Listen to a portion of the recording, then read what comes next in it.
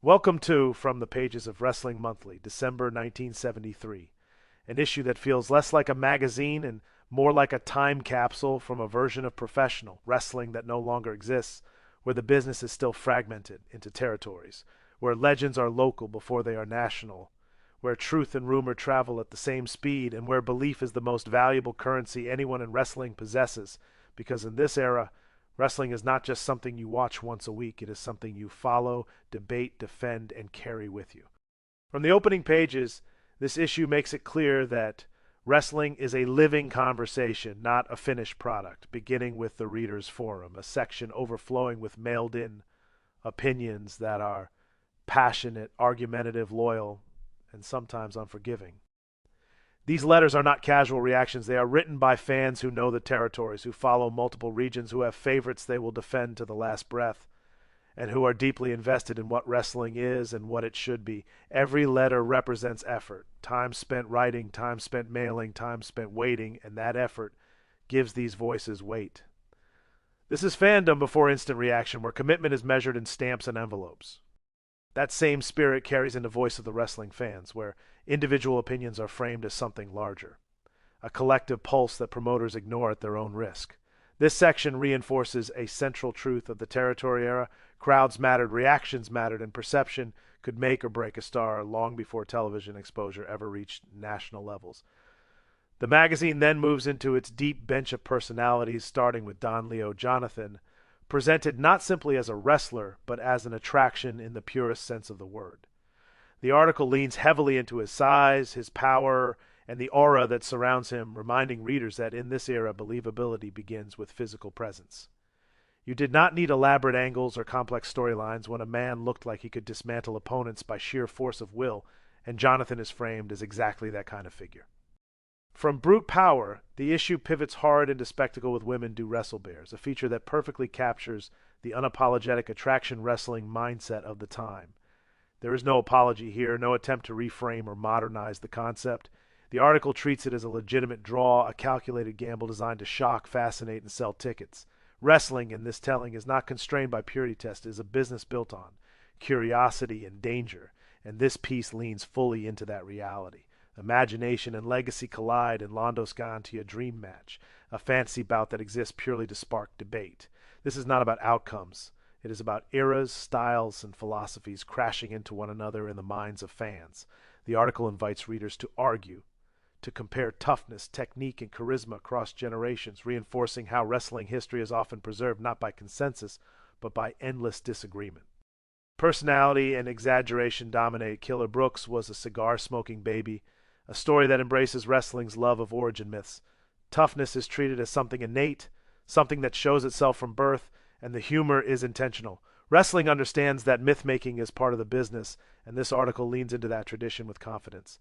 Ambition takes center stage, and Kiniski wants to build his own mat legend, presenting Gene Kiniski as a man who understands that wrestling history is not accidental. It must be shaped, defended, and reinforced. The article frames legacy as an active pursuit, showing how wrestlers of this era were keenly aware that while careers are short, reputations can last forever if they are managed correctly. The tone shifts sharply with Stamper Mitchell's wife rammed into him, a real-life incident presented with dramatic urgency, blurring the line between personal life and professional narrative. Wrestling magazines of this era rarely separated the two, and this piece reinforces how reality itself often became part of the ongoing drama, whether anyone involved wanted it to or not. Identity and authenticity are explored in Eric the Red, Genuine Dane, questioning how much of a wrestler's persona is rooted in reality and how much is performance. This question echoes quietly throughout the issue, reflecting wrestling's constant tension between truth and presentation, between who someone is and who they are billed to be. Rising potential is spotlighted in Yvon Robert Junior, a good bet for title shot, framing lineage as opportunity and positioning the next generation as both inheritors of tradition and challengers to the old guard. The article treats potential seriously, not as hype, but as something that must be proven and earned. Origins and motivation are examined in what made Frankie Lane a grappler, digging into circumstance, drive, and necessity, reinforcing the idea that many wrestlers are shaped not by dreams of glory, but by the need to survive, to find a place where their skills matter. The emotional weight of the issue deepens with the sad saga of Ricki Cortez, a sobering reminder that not every wrestling story ends with triumph. Injuries, setbacks, and fading opportunity are treated with seriousness, grounding the magazine just as it risks drifting too far into legend and reminding readers of the physical and emotional cost of the profession. History widens with Jack Dempsey pulling wrestling into the larger combat sports conversation and reinforcing boxing's influence on wrestling's image, toughness, and legitimacy.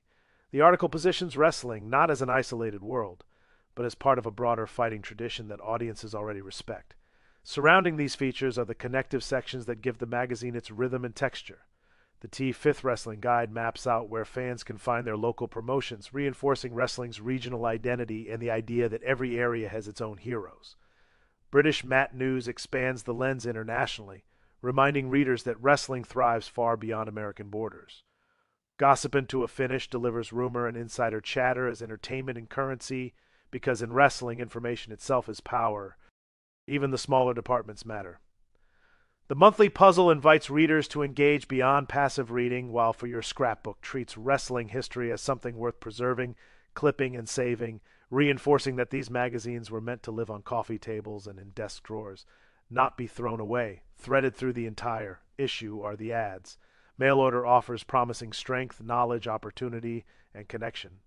Selling the same dream wrestling itself sells, that if you lean in far enough, if you send away the right coupon, if you commit deeply enough, you can get closer to the magic.